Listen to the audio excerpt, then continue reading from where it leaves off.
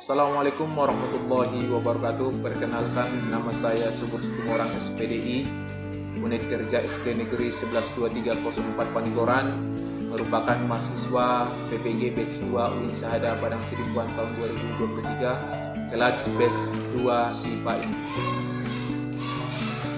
Sebagai materi, Asmaul Husna, Al-Qawiyyu, Al-Qayyum, Al-Muhyi, Al-Mumit, dan Al-Ba'is. Yang kedua, peristiwa hari akhir. Ketiga, Qada dan Qadar. Asmaul Husna, Al-Qawiyyu, Al-Qayyum, Al-Muhyi, Al-Mumit, dan Al-Ba'is, yaitu Asmaul Husna dapat didefinisikan dengan nama-nama baik terbaik yang disandarkan pada sifat-sifat Allah Subhanahu wa taala. Asmaul Husna menunjukkan bahwa sifat Allah dan manusia itu berbeda. Peristiwa hari akhir adalah hari berakhirnya kehidupan manusia dan semua makhluk di atas dunia. 3. Qada dan Qadar adalah ada ketetapan yang telah ditentukan oleh Allah Subhanahu wa taala bagi makhluknya yang tidak dapat diubah atau tidak dapat ditunda. Qadar adalah ketetapan yang telah ditentukan oleh Allah Subhanahu wa taala terhadap semua makhluknya yang dapat diubah dengan usaha manusia atau ikhtiar. 1. Dapat meningkatkan sikap spiritualnya dengan mendekatkan diri kepada Allah Subhanahu wa taala, serta dapat diterapkannya dalam kehidupan sehari-hari sebagai sumber inspirasi dalam menghormati, memuja, dan memohon ampunan dari Allah Subhanahu wa taala. Setiap nama Allah memiliki makna yang mendalam dan masing-masing memiliki keistimewaan yang berbeda. Selain itu, setiap nama juga memiliki sumber ajaran yang dapat diambil dari Al-Quran dan Al-Hadis. 2. Umat Islam harus beriman kepada hari akhir, karena hari akhir merupakan salah satu rukun iman, di mana apabila kita tidak meyakini seluruh rukun iman ini atau menafikan salah satunya, maka tidak sempurna keislaman kita di hadapan Allah Subhanahu wa taala. Dan meyakini hari akhir berarti meyakini keberadaan Allah Subhanahu wa taala. 3. Kita harus beriman kepada Qada dan Qadar agar dapat semakin berusaha merubah keadaan hidup dan dapat menghindari sikap putus asa serta berburuk sangka kepada Allah Subhanahu wa taala. Asmaul Husna artinya nama-nama yang baik atau yang indah. Cara mengenal Allah Subhanahu wa taala: pertama, rutin membaca dan mempelajari ayat-ayat Al-Quran dan hadis yang menjelaskan tentang Asmaul Husna.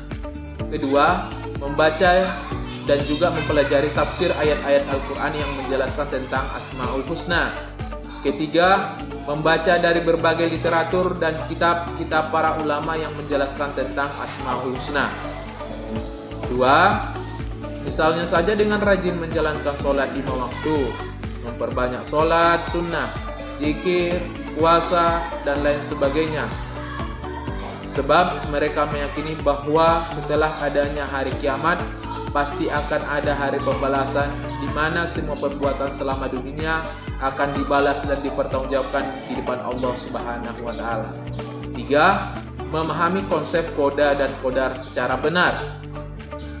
Seorang muslim harus memahami bahwa segala sesuatu yang terjadi di dunia ini telah ditetapkan oleh Allah Subhanahu wa taala dan bahwa tidak ada yang bisa mengubahnya. Selanjutnya, berdoa dan meminta bantuan kepada Allah Subhanahu wa taala untuk meningkatkan iman dan keimanan kita kepada Qada dan Qadar.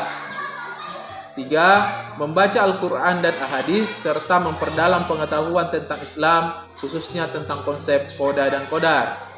4. Meningkatkan ibadah dan menjaga hubungan baik dengan Allah Subhanahu wa taala seperti sholat, puasa, membaca Al-Quran, dan berzikir.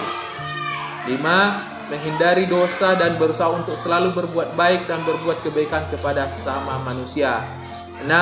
Bersikap sabar dan ikhlas segala ketetapan Allah Subhanahu wa taala, baik yang dianggap baik maupun yang dianggap buruk. Ketika kita semakin mengenal Allah dengan baik, dengan mempelajari Asmaul Husna, maka manfaat Asmaul Husna ini adalah membuat kita semakin dekat kepada Allah, menjauhi kekufuran. Seperti yang kita tahu bahwa kekufuran, kafir adalah beberapa dari sifat manusia yang tidak disenangi Allah Subhanahu wa taala. Hikmah beriman kepada hari akhir, yaitu hari ini merupakan tanda berakhirnya kehidupan dunia menuju kehidupan kekal di akhirat. Hari kiamat juga merupakan awal dari kehidupan akhirat, di mana seluruh manusia dikumpulkan untuk mempertanggungjawabkan segala perbuatannya semasa hidup.